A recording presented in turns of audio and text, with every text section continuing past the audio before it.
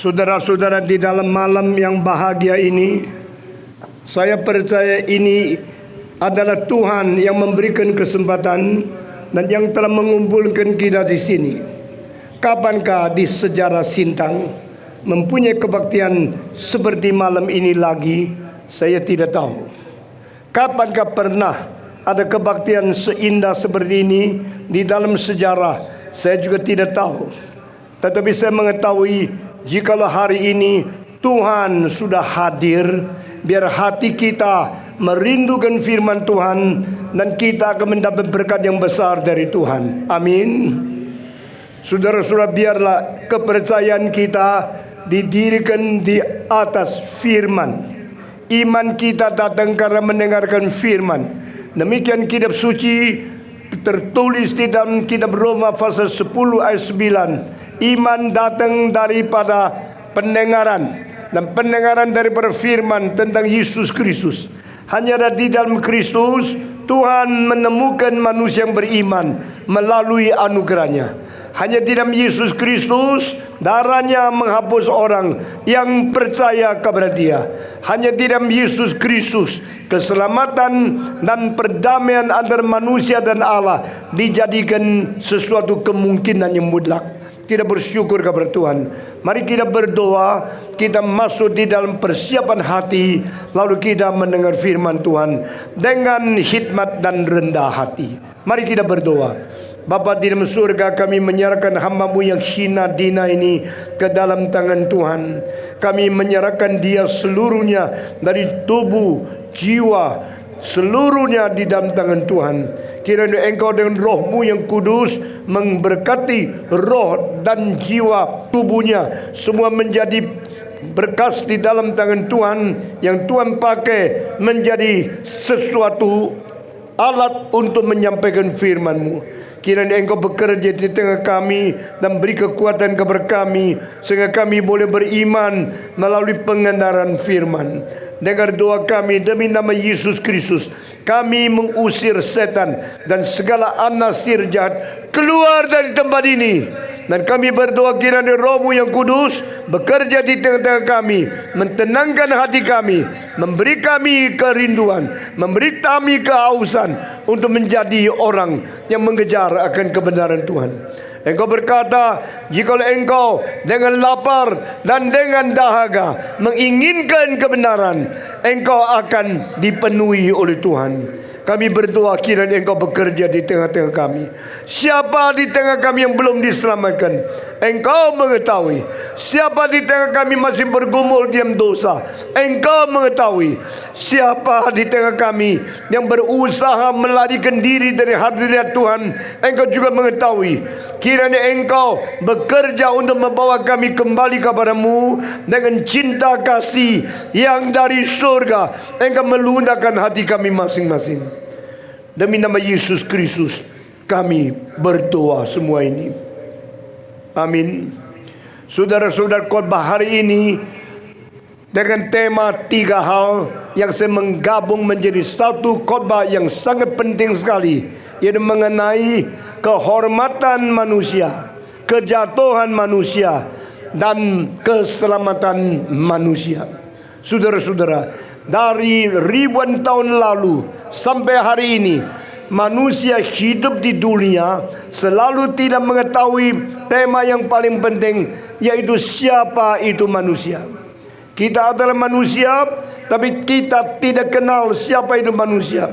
Kita adalah manusia, kita bermain-main dengan yang disebut manusia. Kita adalah manusia, kita menghamburkan waktu dan segala anugerah yang Tuhan berikan kepada manusia. Kita adalah manusia dan kita mengakhiri hidup manusia di luar kehendak Allah dan akhirnya dibinasakan karena dosa.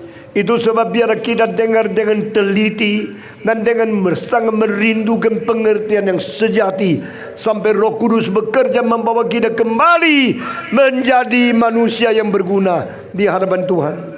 Saudara-saudara, siapakah manusia? Pertanyaan ini ditanya oleh siapa? Ditanya oleh manusia. Siapakah manusia? Pertanyaan ini ditanyakan kepada siapa? Ditanyakan kepada manusia. Pertanyaan ini menanya apa? Menanya siapakah manusia? Who is man? Who asked this question? And who should answer this question? And what is the meaning of this question? All concerning what is man? Who is man? Bisakah manusia menjawab pertanyaan manusia? Bisakah manusia sendiri yang tidak mengetahui apa itu manusia berusaha menjawab pertanyaan orang lain yang tidak mengerti apa itu manusia? Tidak mungkin.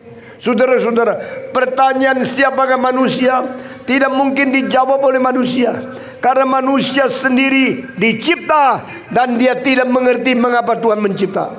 Dia tidak mengetahui kenapa dia dicipta. Hanya Tuhan yang mencipta manusia yang sanggup menjawab pertanyaan manusia mengenai siapakah manusia. Siapakah manusia? Apakah manusia? Mengapa saya hidup sebagai manusia? Saya tidak pernah minta dilahirkan. Saya tidak pernah pilih menjadi laki atau perempuan. Saya tidak pernah memerintahkan papa saya menikah dengan mama saya. Pada waktu saya dilahirkan, saya pasif. Saya tidak ngerti. Saya dibesarkan dari bayi yang tidak tahu apa-apa, pelan-pelan menjadi seorang anak, menjadi seorang remaja, seorang pemuda, sebagai manusia dewasa. Baru saya sadar saya adalah manusia, tetapi saya tidak tahu manusia itu apa. Saudara-saudara sekalian, manusia waktu berada di dalam keadaan status yang pasif karena keberadaan manusia, bukan ditentukan oleh kemauan manusia. Tetapi manusia yang beradab mempunyai sesuatu kemauan yang selalu berusaha menentukan hari depan kita sendiri. Who is man? What is the meaning of man? Why I became man? Mengapa saya menjadi manusia? Ini karena rencana Tuhan. Ini karena yang diciptakan oleh Tuhan. Dan Allah yang berinisiatif menciptakan manusia. Dia mempunyai jawaban kepada kita. Apa artinya manusia? Saudara-saudara, 50 tahun kemudian bumi masih berputar. 50 tahun kemudian kota ini masih ada. 50 tahun kemudian sebagian besar yang hadir di sini sudah mati, sudah berhenti menjadi manusia. Tetapi hari ini mari kita memikir dengan serius, dengan sungguh-sungguh, dengan ikhlas, dengan rendah hati mau mendapat jawaban dari Tuhan. Apakah artinya? Apakah statusnya hidup sebagai manusia? Saudara-saudara, tidak ada yang bisa menjawab kita kecuali kembali kepada Tuhan. Apa sebab? Karena manusia dicipta oleh Tuhan sendiri. Jika Allah tidak memberi jawaban, semua spekulasi kita, semua imajinasi kita, semua penyelidikan kita akan menjadi sia-sia. Jika Tuhan tidak mewahyukan kepada kita semua jawaban yang berasal daripada anthropocentric searching, itu akan menjadi sama sekali sia-sia belaka. Alkitab berkata kepada kita, 3000 tahun yang lalu ada seorang raja namanya Daud. Dia menteriakkan satu kalimat, siapakah manusia? Apakah artinya anak manusia? Sehingga engkau menilik dia. Kenapakah manusia yang begitu kecil engkau menilik, memelihara, mencintai, engkau mencari dan menyelapkan manusia? Who is man that you take care of him? Who is the son of man? Siapakah anak manusia? Lalu Raja Daud melihat ke atas. Aku melihat ke angkasa. Aku menemukan bulan, bintang yang kau atur dengan jarimu. Lalu aku tidak mengerti mengapa manusia hidup di dunia ini, padahal engkau telah menciptakan manusia lebih tinggi dari segala sesuatu. Engkau menciptakan manusia dengan mahkota kehormatan dan kemuliaan, sehingga Alkitab pertama kali manusia sadar berapa hormat adanya kita, berapa mulia adanya kita. Saudara-saudara, bukan karena engkau dipilih menjadi presiden engkau baru hormat, engkau baru mulia. Bukan karena engkau bisa menjadi camat, engkau bisa menjadi bupati, engkau bisa menjadi gubernur, baru engkau mempunyai status mulia. Sejak engkau dilahirkan oleh manusia, dilahirkan sebagai manusia, engkau sudah hormat. Engkau lebih hormat dari singa, lebih hormat dari harimau, lebih hormat dari macan tutul, lebih hormat dari gajah, dari ikan paus, lebih hormat dari segala makhluk yang diciptakan Tuhan di dalam alam semesta. Karena semua makhluk diciptakan dari materi, sesudah itu diberikan hidup, sesudah itu tidak ada unsur yang lain. Tetapi manusia diberikan jiwa dan tubuh. Jiwa bersifat rohania, tubuh bersifat jasmania. Manusia mempunyai kedua bagian ini. Bagian pertama dari materi, bagian kedua dari Tuhan Allah sendiri. Pada waktu Tuhan menciptakan manusia, Dia berkata, mari kita menciptakan manusia menurut peta dan teladan kami sendiri. Sehingga manusia dicipta menurut rupa dan gambar Allah. Manusia dicipta menurut peta dan teladan Allah, sehingga kita mirip Tuhan. Binatang tidak mirip Tuhan. Binatang adalah makhluk yang rendah, makhluk yang dari materi, lalu diberikan semacam jiwa yang hanya beberapa puluh tahun hidup sesudah itu mati. Manusia mempunyai peta teladan Allah. Itu sebab manusia kekal adanya. Berarti setelah engkau mati, engkau tidak berhenti keberadaan. Setelah engkau mati, engkau tetap berada sampai selama-lamanya. Entah berapa juta tahun engkau tetap berada, karena engkau mempunyai jiwa yang kekal. Saudara-saudara, kalau demikian manusia apakah sama seperti Tuhan kekal adanya? Tuhan itu kekal, manusia juga diberi kekekalan.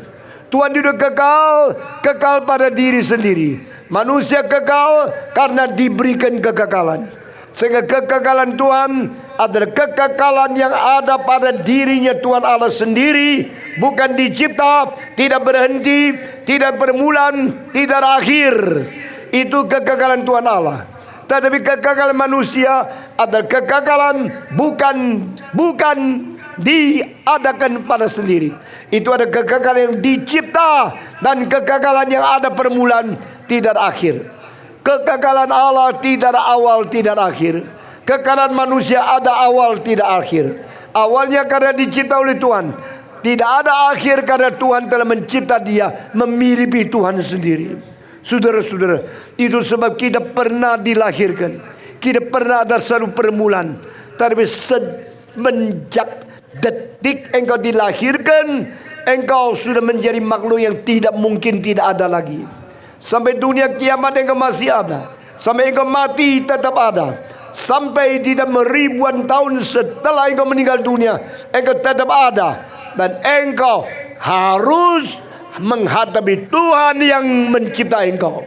Jika engkau hidup di dalam kegagalan, hidup di hadapan Tuhan, engkau hidup bahagia beserta dengan sumber kasih, sumber kebenaran, sumber keadilan, sumber kesucian, sumber kebajikan, sumber kemurahan, sumber yang mulia dan hormat.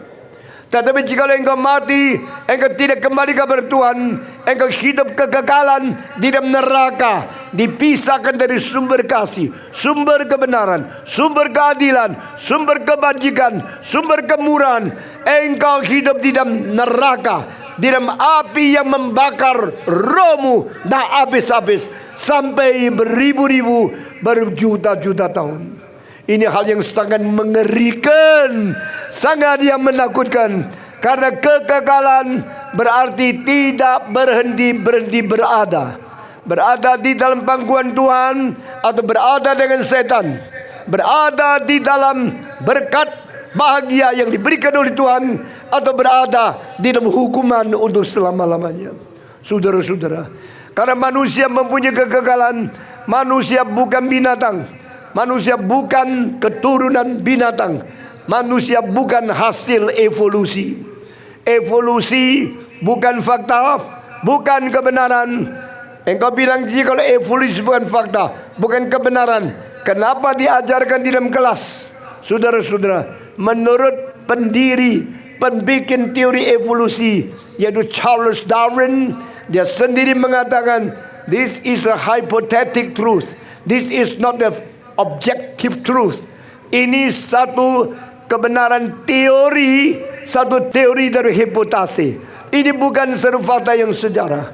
Maka di dalam buku The Origin of the Soul, The Origin of a Species, yang dicetak tahun 1859 di London, yang lebih 360 halaman itu, di dalam buku itu Charles Darwin memakai istilah hypothetically speaking, if, suppose, we may imagine.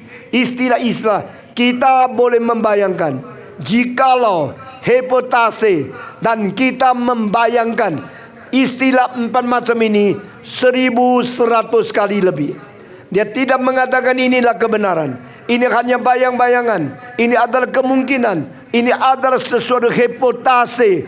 Saudara-saudara, sehingga di dunia ada dua teori. Teori pertama, Allah menciptakan segala sesuatu dan akhirnya mencipta manusia yang mempunyai peta teladan Allah. Teori yang kedua, dunia ini berkembang dari sel mono yang terus berkembang, berevolusi, akhir menjadi binatang-binatang begitu banyak, dan terakhir timbul evolusi pada puncaknya menjadi manusia. Saudara-saudara, orang-orang evolusi yang paling penting adalah selain Darwin ada dua orang lain. Pada waktu saya menyelidiki teori ini, pada waktu saya masih umur belasan tahun, saya kejebak di dalam evolusi dan saya mempelajari. Pada saya waktu umur 20-an 30, saya mempelajari filsafat. Setelah saya lulus dari teologi, saya mengajar filsafat 40 tahun. Dan di dalam filsafat saya menelusuri, akhirnya menemukan sesuatu filsafat Greka yang namanya theory of the becoming. Saudara-saudara, philosophy of becoming and philosophy being menjadi dua teori berkontras satu dengan lain, berlawan satu dengan lain, yang sangat sengit di dalam 2400 tahun yang lalu. Saudara-saudara, philosophy of being mengatakan segala sesuatu berada dan tidak berubah. Filosofi yang becoming mengatakan segala sesuatu berubah dan akhirnya menjadi makin rumit, dan akhirnya menjadi manusia. Sehingga 150 tahun yang lalu Darwin menulis evolusi. Sebenarnya 2400 tahun sebelum Darwin menulis evolusi, daripada theology of becoming, kita sudah melihat perkembangan pikiran itu. Bibit-bibitnya ada di dalam pikiran orang Greka, saudara-saudara. Lalu perkembangan itu sampai di para Aristotle, yang mengatakan daripada hidup paling sederhana di dalam laut, di dalam pinggir pantai, akhirnya naik ke atas, lalu berkembang menjadi makhluk-makhluk yang begitu rumit, terakhir menjadi monyet, dan akhirnya puncak menjadi manusia. Sehingga evolusi bukan sumbernya dari Darwin. Evolusi sumbernya daripada philosophy of becoming, akhirnya berkembang menjadi filsafat biologi daripada Aristotle. Dan pada 100 tahun sebelum Darwin, di dalam Perancis ada seorang yang namanya Lamarck. Lamarck adalah seorang yang membicarakan tentang kemungkinan atau tidak kebiasaan yang dipelajari oleh orang beribu-ribu kali hidup di dunia turun kepada keturunannya melalui pembiakan itu. Saudara-saudara, Lamarck berajarkan tentang kemungkinan sifat yang dipelajari boleh menurun menjadi hereditas. Saudara-saudara, waktu saya mempelajari semua teori mengenai philosophy of becoming dan philosophy of biology and philosophy of evolution, saya mengetahui inilah pikiran hipotese yang berusaha menyelidiki dunia yang tidak diketahui dengan jelas melawan kitab suci. Saudara-saudara, Allah sudah memberikan wahyu yang tertinggi kepada manusia, tapi manusia menganggap kita tidak perlu sesuatu dari Allah. Mari kita menjadi orang yang pintar, menyelidiki sendiri apa artinya dan apa maknanya hidup yang berada di dunia ini. Saudara-saudara, dengar kalimat di bawah ini. Jikalau engkau menerima evolusi, berarti engkau percaya tidak perlu Tuhan, tidak ada ciptaan, tapi perlu cuma perubahan. Dan engkau harus tahayul perubahan itu daripada sederhana menjadi complicated. Engkau harus tahayul daripada rendah menjadi tinggi, dari bodoh menjadi bijaksana. Akhirnya manusia menjadi makhluk yang paling bijaksana melalui proses beratus-ratus ribu tahun, melalui evolusi, akhirnya menjadi manusia. Benarkah ini mungkin? Benarkah bijaksana itu ditimbun daripada gerak-gerik tindak tanduk binatang yang tidak mempunyai roh yang diberikan oleh Tuhan Allah? Saudara-saudara sekalian, dengar kalimat di bawah ini. Dua orang lain yang paling mutakhir, yang paling mengerti teori evolusi, dua-duanya kawan paling akrab daripada Darwin, adalah pertama Thomas Henry Huxley, Huxley. Engkau boleh baca di dalam Google, engkau boleh cari di internet. Dan kedua adalah Sir Herbert Spencer, Spencer. Di dalam mall-mall ada Mark and Spencer, itu namanya sama dengan Herbert Spencer. Dua orang ini, Thomas Henry Huxley dan Herbert Spencer, kawan akrab daripada Darwin. Mereka pada satu hari dengan sehati mengatakan satu kalimat yang mengkejutkan saya. Mereka mengatakan, jikalau binatang berevolusi makin lama makin pintar dan akibatnya menjadi manusia, tetapi kita harus percaya bijaksana, rasio, logika, dan perasaan hati nurani dan moral, dua hal ini tidak mungkin dihasilkan oleh proses evolusi. Pada waktu saya membaca kalimat-kalimat kedua orang ini, saya mengetahui mereka mengaku tidak ada kemungkinan evolusi menghasilkan manusia menjadi makhluk yang mempunyai hati nurani. Tidak mungkin evolusi menghasilkan manusia yang mempunyai logika. Saudara-saudara, mengapakah binatang tidak bisa menyesal atas perbuatannya yang salah? Mengapa macan setelah makan orang tidak menangis kalau dia berbuat salah? Kalau macan bisa menyesal, pasti menyesal makannya kurang banyak. Kalau binatang bisa menyesal, maka mereka akan menjadi manusia yang bermoral. Tapi justru manusia bermoral, manusia berlogika, manusia bisa menghitung, manusia bisa spekulasi, manusia bisa menyelidiki, manusia bisa menemukan eksperimen untuk mengetahui segala gejala yang begitu rumit menjadi aksiom untuk dipelajari. Ini kekuatan, kemungkinan, potensi logika hanya karena manusia dicipta oleh Tuhan. Saudara-saudara, orang yang percaya evolusi boleh membanggakan diri teorimu lebih modern. Engkau ada orang mengerti ilmiah, tetapi di Alkitab Paulus berkata, pengetahuan anak-anak kecil ini, dia sedang membicarakan kritiknya terhadap filosofi. Saya sedang muda, tidak gampang menjadi orang Kristen. Saya sejak umur 15 jerumus di dalam evolusi, di dalam ateisme, di dalam komunisme, di dalam dialektikal materialisme. Waktu itu pemuda yang paling tinggi pengetahuan, pemuda yang paling modern, pemuda yang mempunyai filsafat yang paling mutakhir adalah Stephen Tong. Orang-orang lain sekelas dengan saya, sejaman dengan saya, tidak lebih pintar dari saya. Kalau orang lain belajar untuk menempuh ujian 2 bulan, saya 2 hari selesai. Saya menjadi cendekiawan yang dikagumi oleh orang lain. Di sekolah saya menjadi pemuda yang paling nonjol. Ribuan orang lain, mereka mengetahui saya bukan orang biasa. Dan bagi saya sulit menerima Yesus sebagai juru selamat. Bagi saya sulit menjadi orang Kristen beriman kepada kitab suci. Saya adalah anak terhilang di dalam epistemologi. Saya dulu mengikuti evolusi dan bertobat.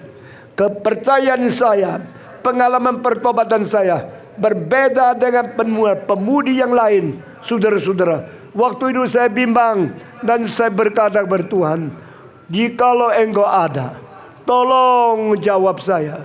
Semua pertanyaan saya yang begitu sukar, yang begitu modern, tolong jawab saya. Jikalau Engkau sungguh-sungguh menjawab saya, melunakkan saya, menjadikan saya seorang Kristen pemuda yang beriman, saya akan pergi ke seluruh dunia menjawab pertanyaan pemuda-pemudi yang lain. Saudara-saudara, sejak tahun 57 Tuhan menjawab pertanyaan-pertanyaan saya. Dan akhirnya dengan air mata saya minta Tuhan ampuni dosa saya, bahwa saya kembali percaya kepada firman Tuhan. Saudara-saudara, saya tidak mau menjadi pemuda Kristen yang sembarangan. Saya tidak mau menjadi cendekiawan yang tidak bertanggung jawab. Saya tidak mau menjadi seorang pemuda yang membabi buta. Saya mau menjadi orang yang bertanggung jawab. Kenapa percaya Tuhan? Kenapa menolak komunisme? Kenapa menolak evolusi? Kenapa menolak ateisme? Kenapa menolak dialektika materialisme yang diturunkan daripada Hegel, daripada Karl Marx, daripada Lenin, daripada Friedrich Engels, dan teori ilmiah daripada orang-orang yang terkenal di dunia, termasuk Einstein, Copernicus dan sebagainya. Saudara-saudara, penggabungan mengintegrasikan iman Kristen dan ilmu yang begitu melawan Kristen menjadi satu perjuangan sangat sengit dan sangat sulit tembus di dalam hidup saya. Tapi puji Tuhan, setelah saya menjadi orang Kristen, Tuhan panggil saya pergi ke Amerika, ke Inggris, ke Perancis, ke Jerman, ke Italia, ke Spanyol, pergi ke Kanada, pergi ke Argentina, pergi ke Brasil, menjawab pertanyaan-pertanyaan banyak orang intelektual yang kesulitan beriman kepada Tuhan. Saudara-saudara sekalian, saya tidak sembarangan menjadi orang Kristen. Saya percaya pasti ada kebenaran. Tapi kebenaran itu di mana? Di Islam kah? Di Katolik kah? Di Kristen kah? Di Buddhis kah? Di dalam agama Taoisme kah? Di Hindu kah?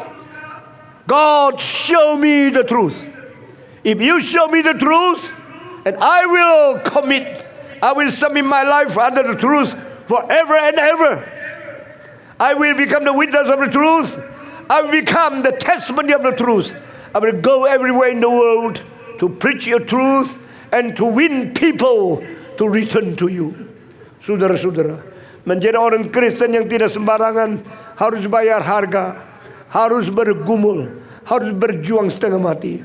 Sekarang saya kasih tahu sama engkau, kenapa perang dunia pertama menghabiskan 8 juta manusia? Kenapa peperangan dunia kedua menghabiskan 70 juta manusia? Jikalau ada peperangan dunia ketiga, mungkin 1/4 manusia akan mati. Ini semua peperangan akan berdasarkan teori evolusi. Jangan kira filsafat itu gampang. Jangan kira teori melawan Tuhan itu adalah baik-baik. Semua mengandung dosa yang besar. Kenapa saya mengatakan peperangan dunia pertama, kedua, mungkin ketiga, itu semua melawan kitab suci? Karena mereka mengatakan yang kuat boleh merusak, menghancurkan yang lemah.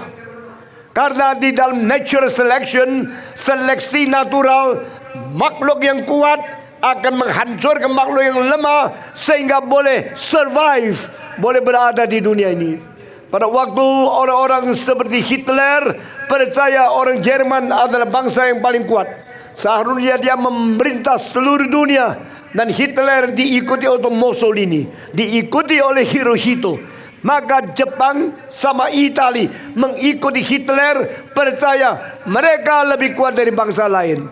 Maka Jepang datang mau menelan Indonesia. Jepang datang mau menghancurkan Tiongkok. Jerman datang menghancurkan Cekoslovakia, menghancurkan Polandia, menghancurkan Romania, menghancurkan Perancis, supaya dia yang menjajah di dunia. Itulah karena mereka percaya evolusi. Maka mereka yang mengakibatkan peperangan dunia yang menghancurkan berpuluh-puluh juta manusia. Kenapa? Di belakangnya evolusi adalah cara setan mengganggu manusia. Di belakang agama-agama palsu ada setan yang membunuh manusia. Saudara-saudara, setan adalah pembunuh, setan adalah pembohong, dan setan adalah penghasut supaya manusia berperang dengan manusia. Saudara-saudara sekalian, hanya Yesus Kristus adalah Raja damai seluruh dunia. Amin. Saudara-saudara, di mana yang lain mengatakan bencilah kepada orang lain, Kristus mengajar cintailah engkau satu dengan lain.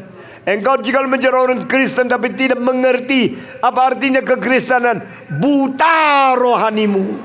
Saudara-saudara, banyak orang Belanda datang menjajah Indonesia karena mereka dipakai setan. Tapi juga ada Belanda yang datang mengabar Injil karena mereka dipakai oleh Tuhan. Di Belanda ada Tuhan, ada setan. Di Indonesia ada setan, ada Tuhan. Di Sintang ada setan, ada Tuhan. Engkau memihak siapa? Engkau tahu tidak? Engkau dicipta berbeda teladan Allah. Engkau tahu tidak? Engkau mempunyai jiwa yang hormat dan mulia. Engkau tahu tidak? Engkau mempunyai roh yang kekal, yang tidak akan berhenti berada meskipun dunia pada satu hari akan binasa. Saudara-saudara, kehormatan manusia datang dari Tuhan Allah. Kemuliaan Tuhan diberikan kepada manusia. Kehormatan kemuliaan manusia itulah mahkota kita yang disebut sebagai manusia yang dicipta menurut peta dan teladan Allah. Jikalau kita sadar, jikalau kita insyaf, kita adalah manusia. Tak mungkin kita mau berbuat jahat. Tak mungkin kita berada di dalam lumpur dosa. Jikalau kita sadar, kita adalah manusia yang mulia, manusia yang hormat, kita tidak hidup seperti binatang. Mengapa engkau pergi tidur sama perempuan, mencari pelacur? Bukankah engkau seperti anjing? Saudara-saudara, barang siapa tidak ingat dia manusia, dia akan jatuh menjadi binatang. Barang siapa tidak ingat dia dicipta oleh Tuhan untuk memuliakan Tuhan, dia pasti mempermalukan Tuhan. Barang siapa tidak ingat dia mempunyai kehormatan sebagai wakil Tuhan, dia akan mempermalukan diri dan menjerumus diri ke dalam hal-hal yang najis, yang mempermalukan diri. Saudara-saudara, hari ini saya akan stop panggilan atau khotbah tema pertama, the dignity of man, kehormatan, kemuliaan manusia, karena engkau dicipta untuk menjadi wakil Tuhan.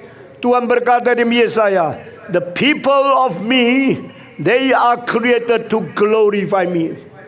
Tahu tidak engkau diciptakan untuk memuliakan Tuhan? Sekarang saya tanya, apakah artinya hidup kita? Saya berdoa kepada Tuhan, selama Stephen Tong masih hidup, beri kekuatan kepada aku menjadi makhluk yang memuliakan nama Tuhan. Saya tidak mau berbagian di dalam kenajisan, tidak mau berbagian di dalam kebohongan, tidak mau berbagian di dalam perzinahan. Saya tidak mau berbagian di dalam narkoba, karena itu hal-hal yang mempermalukan. Setiap kali saya bertemu dengan pejabat, saya memerintahkan jangan korupsi, jangan mempermalukan Tuhan, jangan tidak takut kepada Allah, jangan tidak mencintai rakyat. Orang yang takut kepada Tuhan dan mencintai rakyat, orang yang menghargai jabatan dan berjalan dengan setia tekun, setia untuk jabatan dan pekerjaan, orang itu pasti diberkati oleh Tuhan.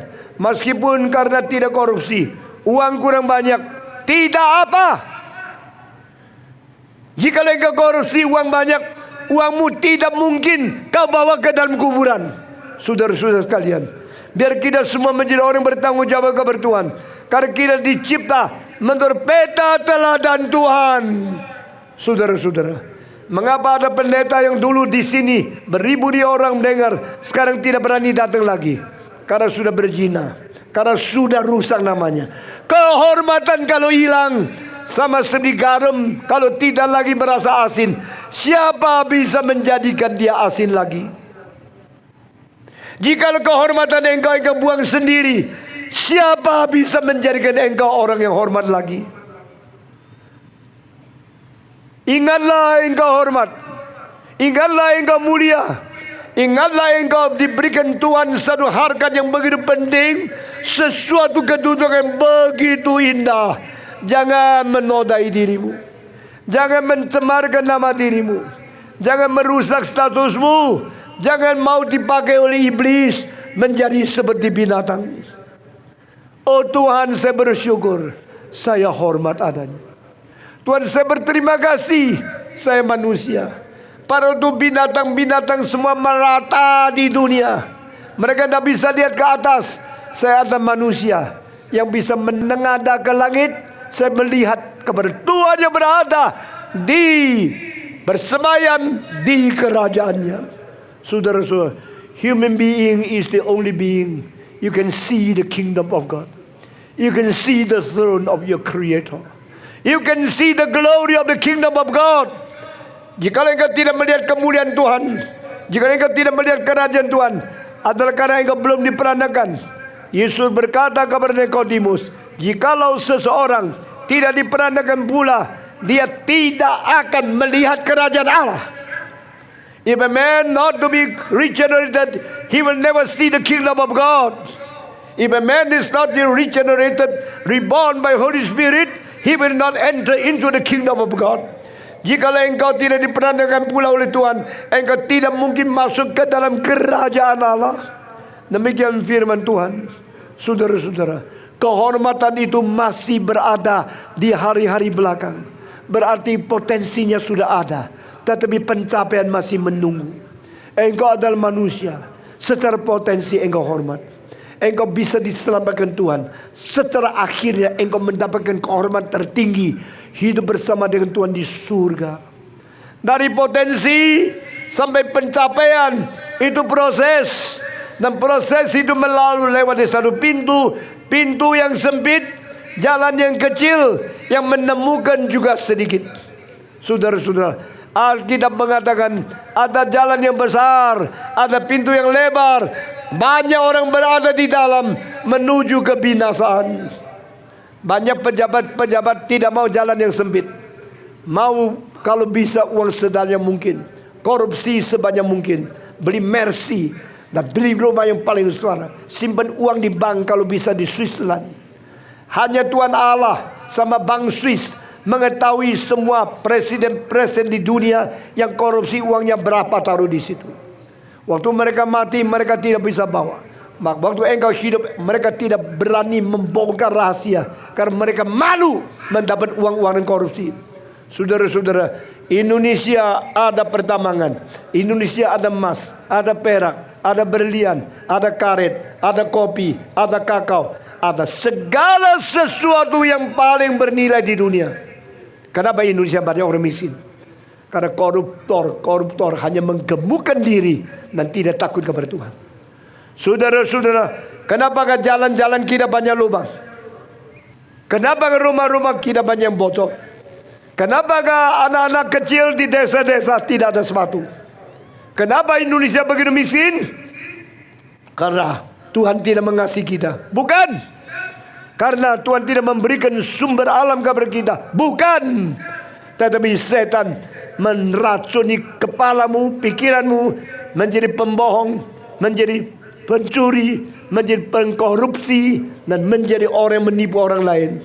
Sehingga dunia dijadikan tidak kacau. Karena kejatuhan dari tempat yang hormat dan mulia. Manusia kalau tidak mengenal Tuhan, kalau manusia yang mengenal Tuhan tapi tidak takut kepada Dia, engkau sama seperti orang-orang yang kurang ajar kepada Tuhan. Alkitab di Mazmur 49 ayat terakhir, manusia yang berada di tengah kehormatan tetapi tidak sadar, dia seperti binatang yang sedang dibawa untuk disembelih. Saudara-saudara, if you do not realize how glorious and how honorable you are, you're just like the animal to be killed. Saudara-saudara sekalian, jikalau manusia tidak mengerti kehormatan sendiri, dia akan seperti binatang yang sedia dijagal, yang bersiap untuk dibunuh. Dia sama seperti binatang yang menuju kematian. Saudara-saudara, tetapi jangan lupa, Allah memberikan kepada engkau kehormatan, kemuliaan yang tinggi. Setan mau membawa engkau turun, menjadi rendah, menjadi hidup seperti binatang, menjadi hidup dan biadab yang melawan Tuhan. Kemuliaan, kehormatan, dan kejatuhan, kebinasan, kemelaratan manusia. Saudara, maukah engkau menjadi seperti ini? Mengapa masih umur belasan tahun naik tempat tidur, main seks sama pelacur? Mau apa kamu? Sampai kapan engkau hidup seperti itu? Mengapa minum ganja? Engkau kira tubuhmu ini boleh sembarangan engkau memperlakukan?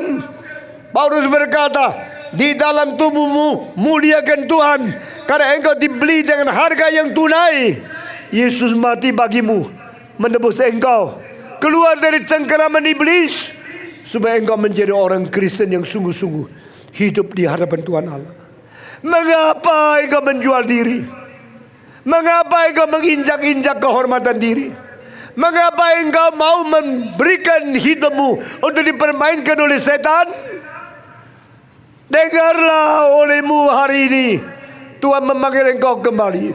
Tuhan berkata, hei anakku, balik kepadaku, aku Tuhanmu, aku mencintai engkau, aku mengirim Kristus mati di atas salib untuk mengganti engkau. Aku menerima Yesus yang berdoa bagimu. Bapa, ampunilah mereka, karena apa yang mereka perbuat mereka tidak mengetahui. Kalimat pertama dari atas kayu salib Yesus Kristus, dan kalimat keempat dari Yesus Kristus, my God, why hast thou forsaken me? Allahku, Allahku, mengapa engkau meninggalkan aku? Pada kalimat keempat, Tuhan dibuang oleh Allah karena Dia menanggung dosamu dan dosaku. Jikalau tidak kita mengenal Yesus Kristus, jikalau kita tidak mengetahui berapa besar korban untuk kita, kita buta rohani, kita mati di dalam dosa, kita menjadi budak daripada setan. Roh Kudus tidak mau kita menjadi orang seperti itu. Roh Kudus mau kita kembali kepada Tuhan. Maka Roh Kudus mencerdikan mata rohani, dan Roh Kudus memberikan keberanian kepada kita untuk bertobat, mengaku dosa, dan kembali kepada Tuhan. Saudara-saudara, kita bersyukur kepada Tuhan Yesus Kristus sudah mati bagi kita. Yesus Kristus sudah berperang dengan iblis. Yesus Kristus sudah berperang dengan dosa, berperang dengan kuasa gelap, dan dia berperang dengan segala kejahatan yang pernah melanda hidupmu. Dan Yesus Kristus sudah menang. Yesus mengalahkan dosa, mengalahkan setan, mengalahkan kematian, mengalahkan kuasa neraka, dan dia bangkit pula. Sekarang duduk di sebelah kanan Allah Bapa, menjadi yang mendoakan syafaat untuk menyelamatkan engkau dan saya untuk selama-lamanya. Yesus Kristus duduk di sebelah kanan Allah, berarti dia pemenang, berarti dia penguasa, berarti dia akan membasmi kejahatan sampai selama-lamanya. Tidak ada juru selamat lain kecuali Yesus Kristus. Tidak ada yang lain menjadi pengantara di tengah Allah dan manusia. Tidak yang lain yang mengalahkan setan. Hanya Yesus Kristus sudah bangkit pula dari antara orang mati, melampaui semua pendiri agama. Satu-satunya mati dan bangkit pula dari antara orang mati hanyalah Yesus Kristus. Saudara-saudara, kita bersyukur kepada Tuhan. Kita memiliki iman kekristenan. Kita memiliki Tuhan Yesus Juru Selamat, satu-satunya mati bagi kita. Satu-satunya adalah Yesus Kristus mati bagi setiap orang Kristen yang percaya kepada Dia. Saudara-saudara, jika engkau mengenali Yesus dan mengetahui rahasia keselamatan, engkau mengerti arti salib, mengerti darah Yesus, mengerti kebangkitannya, engkau pasti tidak lagi hidup di dalam dosa. Engkau berkata, Tuhan, di sini saya mengabdikan seluruh hidup. Saya mencintai Tuhan Yesus. Bagaimanakah engkau bisa mencintai Tuhan Yesus? Kecuali engkau mengerti sengsara yang diterima oleh Dia adalah mengganti engkau. The man who truly understand how suffered, how bitterness, Jesus have gone through the death, died for you, and been resurrected again. If you never understand this, you will never be able to love Jesus Christ. Orang yang tidak mengerti sengsara penderitaan yang diterima oleh Yesus Kristus, tak mungkin dia mencintai Tuhan. Engkau bila mencintai Tuhan omong kosong. Saya berada di Sungai Duri. Panitia berkatakan, mari kita kumpulkan orang kebaktian. Oke, satu bus 1,5 juta. Yang dekat 1,5 juta. Yang jauh juga 1,5. Lalu panitia bilang, bukankah ini kemahalan? Mari kita sama-sama bekerja untuk Tuhan, bukan untuk cari duit. Tahu tidak, semua yang dari Jakarta bayar sendiri. Mengapa datang ke Kalimantan? Karena Jakarta tidak ada pendengar. Tidak, setiap minggu saya berkhotbah di gereja sendiri hampir 3.000 orang. Mengapa kita datang ke sini? Bukan saya perlu Anda perlu firman Tuhan. Amin. Maka kami datang ke sini dengan susah payah, membayar ongkos, sound system beribu-ribu kilo, naik kapal dari Jakarta sampai di Kalimantan, sampai di Papua. Tidak ada bantuan dari gubernur, tidak ada bantuan dari pemerintah. Gereja Reform Injil Indonesia, satu-satunya gereja yang begitu berkorban untuk mencintai bangsa Indonesia. Tetapi kita datang ke Papua, orang Papua ingin cari duit. Datang ke Kalimantan, Kalimantan ingin cari duit. Bus satu dekat saja 1,5 juta. Bolehkah lebih murah? Tidak bisa. Kalau engkau mau, kita kirim orang, saya ini tarifnya. Saya berkata dalam hati, Tuhan ampunilah mereka. Karena apa yang mereka perbuat, mereka tidak tahu. Akhirnya kita tidak pakai bus karena terlalu mahal. Kita pakai truk. Truk lebih murah. Tetapi saudara-saudara, yang pakai bus marah dan berkata kepada orang-orang di dekat Sungai Duri, malam ini tidak ada kabin. Akhirnya 47 truk tidak kirim orang datang. Kebaktian hanya 2.000 orang. Kira-kira 4.000 orang tidak bisa dengarkan khotbah. Dosanya akan jatuh kepada orang yang suka uang tapi tidak mencintai jiwa. Ini kerusakan kekristenan. Orang Kristen demi uang bohong. Tidak ada kabin, tidak usah pergi, karena dia tidak dapat uang. dia hatinya tidak rela. Ini anak-anak setan. Saudara-saudara sekalian, jikalau engkau tidak memihak Tuhan untuk melawan setan, engkau akan memihak setan lalu melawan Tuhan. Sama seperti Yudas demi 30 keping perak menjual Yesus, sampai dia tahu Yesus divonis mati. Dia mengetahui dia tidak bisa melarikan diri daripada maki caci dari sejarah beribu-ribu tahun. Dia akhirnya bergantung diri. Orang itu hormat, Yudas itu hormat. Yudas dipilih menjadi salah satu di antara 12 rasul. Tapi dia sendiri tidak menghargai. Dia tidak menghargai kemuliaan, kehormatan yang Tuhan berikan kepada dia. Dia lebih cinta 30 keping perak. Sekarang di mana dia? Di neraka untuk selama-lamanya. Saudara-saudara, jangan main-main dengan Tuhan. Barang siapa yang bermain-main dengan Tuhan, dia bermain-main dengan nasib diri untuk kekekalan. Barang siapa bermain-main dengan Tuhan, dia bermain-main dengan jiwa yang begitu berharga untuk dibuang ke dalam neraka. Biar kita kembali kepada Tuhan dan menangis di hadapannya dengan jujur minta Tuhan, ampuni dosa saya. Selama saya hidup, saya menjadi pengkhianat, saya menjadi orang Kristen yang tidak beres. Jika engkau dilahirkan di negeri Kristen, engkau dilahirkan di dalam daerah Kristen, engkau dilahirkan di kota Kristen, tapi hatimu tidak untuk Kristus, cilakalah engkau. Jika engkau selalu ke gereja, tapi hatimu lebih mencintai uang dari Tuhan, cilakalah engkau. Jika engkau adalah orang-orang anak majelis pendeta tua-tua, tapi engkau lebih cinta daripada segala dosa di dunia dan tidak mencintai Tuhan, saya mau tanya, engkau akan kemana setelah engkau meninggal dunia? Tuhan Yesus mencintai kita, mati bagi kita, dan dia mau membawa kita kembali kepada surga. Biar kita menjadi orang yang sungguh-sungguh bertobat. Saudara-saudara, kehormatan sudah bicara selesai, kejatuhan sudah bicara selesai. Sekarang saya berkata kepada saudara, ada keselamatan bagi orang-orang yang sudah berdosa. Meskipun engkau sudah meninggalkan Tuhan, meskipun engkau sudah menjauhkan Tuhan Allah, Allah tidak membuang engkau. Allah tidak meninggalkan engkau. Allah tidak suka melihat engkau binasa di dalam neraka. Allah mengirim anak yang tunggal Yesus Kristus datang ke dalam dunia. Dia dilahir di dalam palungan, di dalam tempat yang paling remeh. Tidak ada satu orang di sini yang dilahirkan di dalam kandang binatang, tapi Yesus. Satu kali saya ditawarkan sebidang tanah. Apakah Bapak mau beli untuk gereja Reform? Saya bilang, saya lihat dulu. Waktu saya lihat tempat itu, di tengah-tengah tanah 1,5 hektar, ada kandang daripada binatang. Untuk melintasi tanah itu, cepat mengetahui seberangnya apa, saya lewat kandang binatang.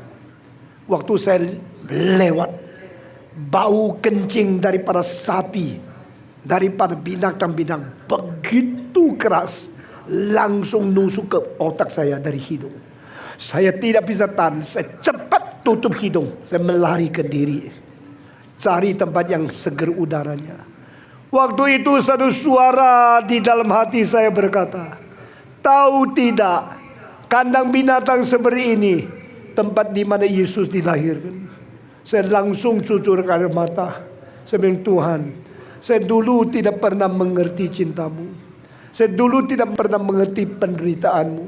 Saya dulu cuma lihat kartu Natal, palungannya bagus, Yesus lahir situ seperti boneka yang sudah dikasih minyak wangi. Lalu Maria dengan rok yang bagus, lalu ada malaikat di situ. Saya kira itu tempat yang indah seperti surga. Setelah saya melewati kandang binatang yang begitu bau, saya baru tahu itulah cinta Tuhan. Tahu tidak Tuhan mencintai engkau, dia turun dari surga? Tahu tidak Tuhan mencintai engkau, dia lahir di kandang binatang? Tahukah Tuhan hari pertama menghirup udara pertama masuk ke dalam bayi Yesus adalah udara yang penuh dengan baunya kencing dan tai binatang. Itulah cinta Tuhan. Inilah keselamatan. Inilah cara Tuhan bekerja. Tuhan tidak sama dengan jenderal. Tuhan tidak sama dengan raja-raja. Kalau raja mau menyerapkan orang, dia bunuh orang lain, menyerapkan yang tidak perlu dibunuh. Atau raja menyelamatkan orang lain pakai kuasa besar untuk menjatuhkan binasa. Yesus Kristus datang ke dunia tidak membinasakan siapa, tapi dia menderita sendiri.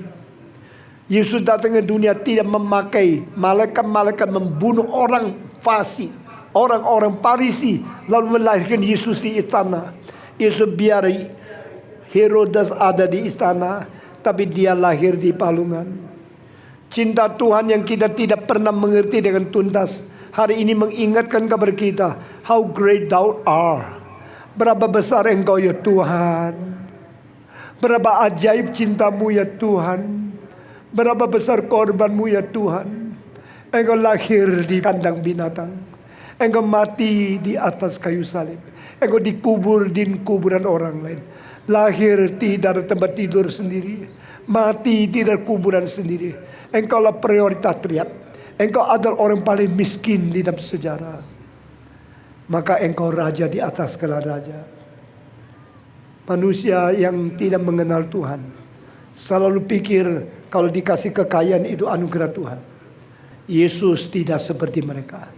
Yesus pernah menjadi miskin di palungan. Yesus dilahirkan di Bethlehem, bukan di istana Herodes. Dan Yesus berkata, barang siapa mengikuti aku, pikulah salibmu. Sangkallah dirimu, baru engkau menjadi muridku. Paulus berkata kepada Timotius, barang siapa mau hidup beribadah harus dianiaya.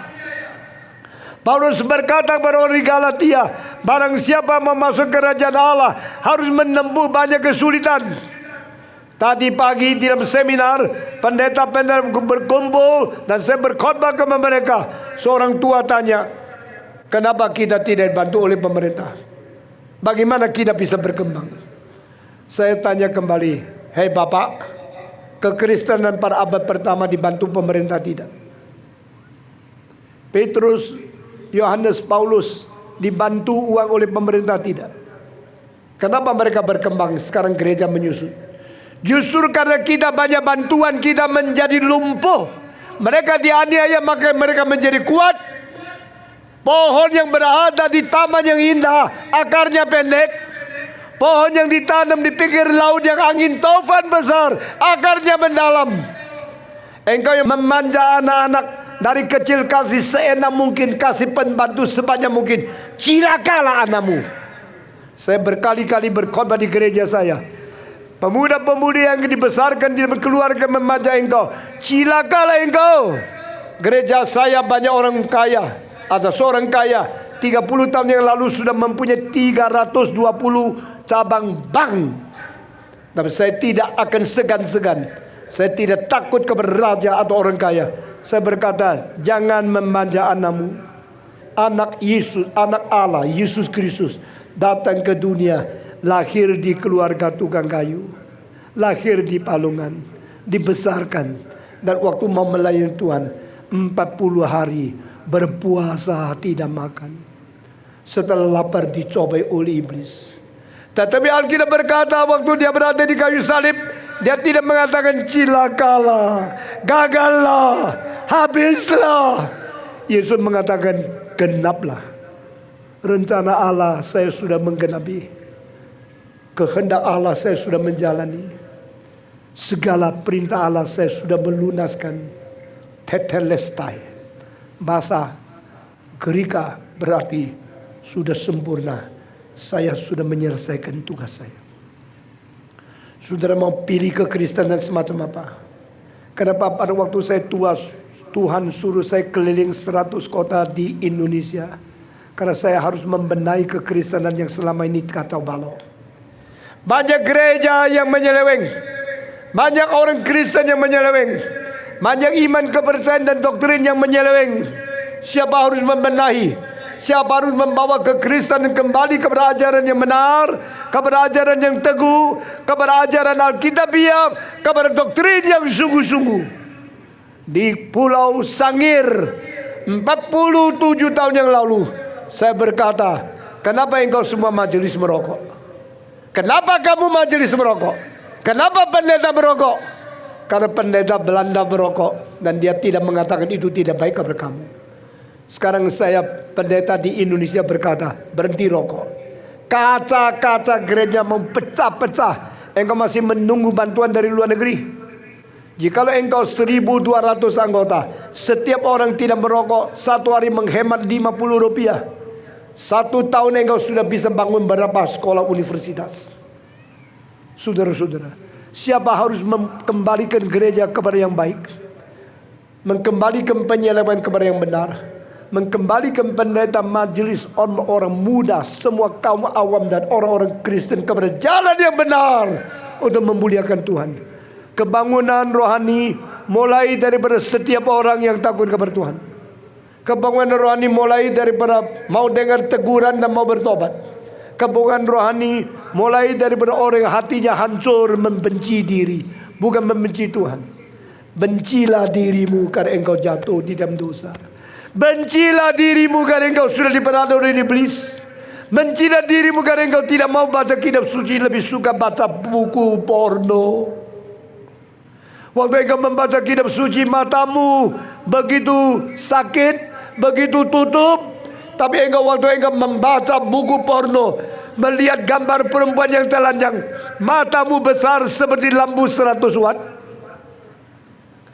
Engkau berani mengatakan engkau orang Kristen yang baik. Biar malam ini kita bertobat, berkata kepada Tuhan, di sini saya orang hormat, tapi saya orang melarat. Hari ini saya mau diselamatkan oleh Tuhan. Saudara-saudara, saya segera berhenti khotbah saya. Saya berkata kepada saudara, Kristus sudah mati bagimu, Kristus sudah dikuburkan bagimu, dan Kristus sudah bangkit bagimu. Dia sekarang duduk di sebelah kanan Allah Bapa, dan dia akan datang kembali menghakimi seluruh dunia. Waktu itu engkau di mana? Engkau di dalam tangan Tuhan, di dalam pangkuan Tuhan, atau engkau akan berada di bawah hukuman Tuhan. Sekarang sebagai hamba Tuhan, izinkan saya memberikan undangan. Siapa yang berkata, saya berjanji hari ini menjadi orang Kristen yang baik, orang Kristen yang setia, orang Kristen yang mendapat keselamatan Yesus Kristus, dan hidup suci mencintai Tuhan sampai akhir hidupku. Maukah saudara? Maukah saudara? Jawab saya. Maukah engkau menjadi orang Kristen setia dan cinta Tuhan sampai akhir? Mau? Siapa yang berkata, Tuhan beri kekuatan kepada saya bertobat dan menjadi orang Kristen yang baik. Jika engkau sungguh-sungguh sudah dengar firman Tuhan malam ini, berjanji menjadi orang Kristen yang baik, mencintai Tuhan, yang setia, silakan berdiri di tempat. Kita mau berdoa bersama-sama. Yang berkata, Tuhan saya mau menjadi orang Kristen yang baik, berdiri di tempat masing-masing. Kita mau berdoa di hadapan Tuhan. Mari kita tunduk kepala. Mari kita semua rendah hati, semua jujur, ikhlas, mau mengaku dosa kita. Semua tunduk kepala. Ikut saya berdoa, satu kalimat demi satu kalimat. Semua ikut saya. Bapa di dalam surga, saya berterima kasih. Engkau telah menciptakan saya dengan mahkota yang hormat dan mulia, sehingga saya menjadi wakil Tuhan di alam semesta ini. Tuhan, saya berterima kasih. Engkau mencintai saya. Engkau memberi firman kepada saya. Engkau merubah hidup saya. Engkau mati bagi saya. Malam ini saya berjanji kepadamu menjadi orang Kristen yang setia, yang mencintai Engkau untuk selama-lamanya. Dengar doa saya.